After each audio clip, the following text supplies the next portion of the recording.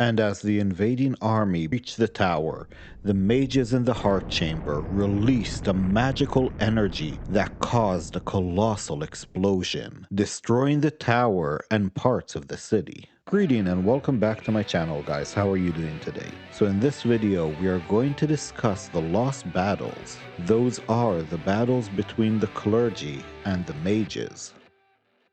Now, the Lost Battles was a war fought between the Wizards of High Sorcery, the Holy Empire of Istar, Solamnia, and the Empire of Ergoth, just before the Cataclysm. This was one of the few times in history when all three orders of High Sorcery joined together with a common cause. And the name the war got, the Lost Battles, was given to it because no one truly won the war. A brief history of the city of Ishtar will show you how, at the beginning of time in the Age of Dreams, the Wizards of High Sorcery, expanding their power throughout Ansalon, built 5 towers of high sorcery. Over time, cities and empires formed and solidified around some of these towers, and one of them, a small fishing village, later turned into the Lord City of Istar. Now, the relationship at the beginning between Istar and the Wizards was fairly good, but over the centuries, during the Third Dragon War, the relationship started to change. The desert people of Dravinard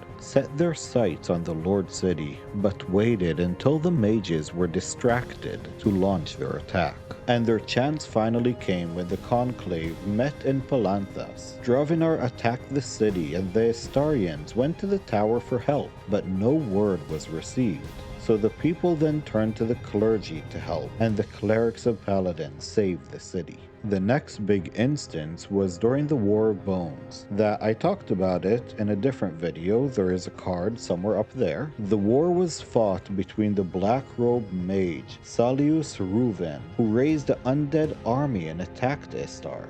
The Emperor of Istar then sent the first son of Paladin, Eldon, to ask the wizards for help, and they refused. And this incident solidified the distrust of the people from the mages, and also helped the Empire garner the relationship with Solamnia and the Church. About 300 years later, the king priests began to make rules that limited independence. 100 years after that, Vasari II made the proclamation of manifest virtue that stated what was evil and how it should be punished. And later on, the proclamation was amended to say that certain races were inherently evil. And 40 years before the Cataclysm, Beldinas Pilofiro became the last king priest. He formed the Knights of the Divine Hammer and declared that the doctrine of balance was wrong. Beldinas then used his new order to hunt down evil clerics, certain races, and black-robe mages. In the following 20 years, many wizards began to resent the king priests.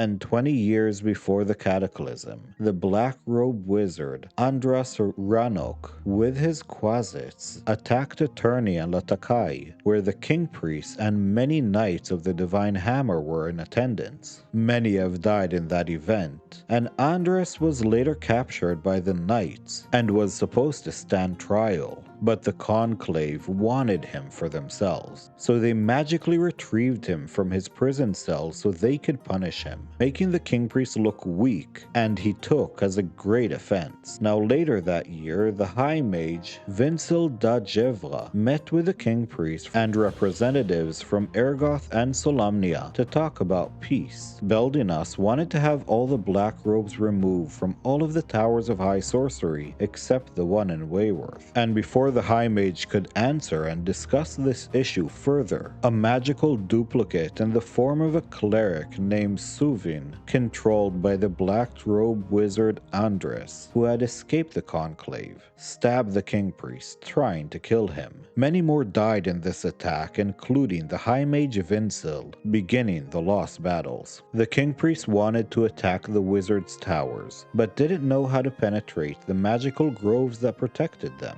Fortunately for him, a mysterious benefactor gave the king priest 4 seeds that will allow him to solve this problem. And we know that this benefactor is Fizdantantilus. that for some reason found it beneficial for him to control the king priest and weaken the conclave so he could do as he pleased. The king priest Beldenas decides to have his knights attack the Tower of High Sorcery at Losercom, and once they complete their attack, the Ergothians will attack the tower in Daltigot, and finally the third tower to be attacked will be by the Solamnics in Palanthas. While this was the plan, it didn't really work the way he wanted it to. The wizards were also preparing for battle. The High Mage of the tower, Jorelia, and the wizards that worked under her started removing as many artifacts, scrolls, and magical tomes from the towers, sending them to the Tower of High Sorcery in Wayworth. She also suggested that they might have to destroy the towers. The Lord Praetor of the Imperial Army of Ergoth was instructed to wait for the Knights of the Divine Hammer to attack the first tower in Losarcom, but his desire for glory and to be the first one to attack the towers ruined that for the king priest. And on one rainy day, Cyril planted the magical pine nut in the fringes of the Caduthan Grove. A giant pine tree shot out of the ground, and he spoke words in the language of the arcane, and a path was cleared through the Caduthan Grove. Cyril then commanded his men to charge into the tower, and as the invaders entered the tower, Iriel, master of the Tower of Daltigot, gathered more than 30 mages at the tower's heart chamber. These wizards were from all three orders, but mostly black robes. There, they released a magical energy that caused a colossal explosion. The resulting explosion destroyed the tower, all the wizards there, most of the invaders, and about a quarter of the city of Daltigot, showing the devastation that the destruction of a tower can cause. But this did not stop the assault on the other towers. Unfortunately, the Knights of the Divine Hammer did not know about the attack by the Daltigot army, who were supposed to wait for them to make the first move the following morning.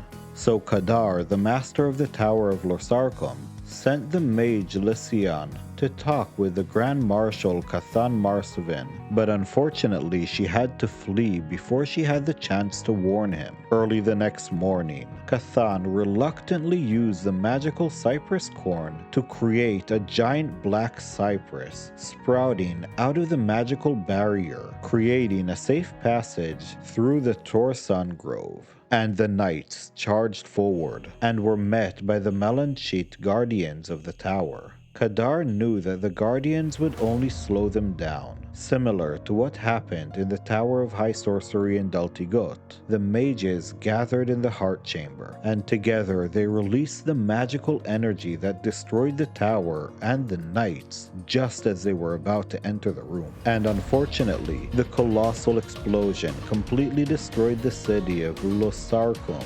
Only Cathan and one more managed to escape the catastrophe with the help of Lysian. She herself died from an arrow wound after saving the two knights. And after the destruction of two towers and the almost complete annihilation of two different cities, both sides agreed to negotiate. The wizards agreed to abandon the towers of Istar and Palanthas and only occupied the Tower of High Sorcery in Wayworth. The Knights of Solamnia, led by Yasul Donner, had the Tower of High Sorcery in Palanthas surrounded before the battle in Daltigot.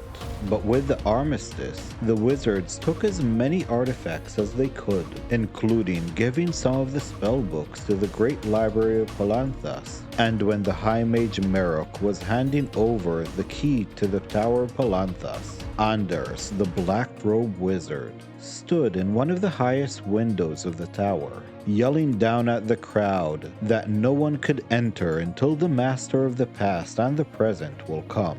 Ander then throws himself from the window, impaling himself on the gate surrounding the tower, changing the tower forever to a dark version of itself. And about a month later, the wizards gave up the Tower of Istar to the King Priest. And the King Priest turned the tower into a repository of artifacts for the gods of evil. Eventually, the tower became filled with relics of gods of neutrality and some of the unrecognized faith of the gods of good. With the exception of Corsa Paladin, the tower became known as Solio Fabelas, or the Hall of Sacrilege. Now, I hope you enjoyed this story about a tragic war with no winners, and we'll see you in the next one, so have a lovely day.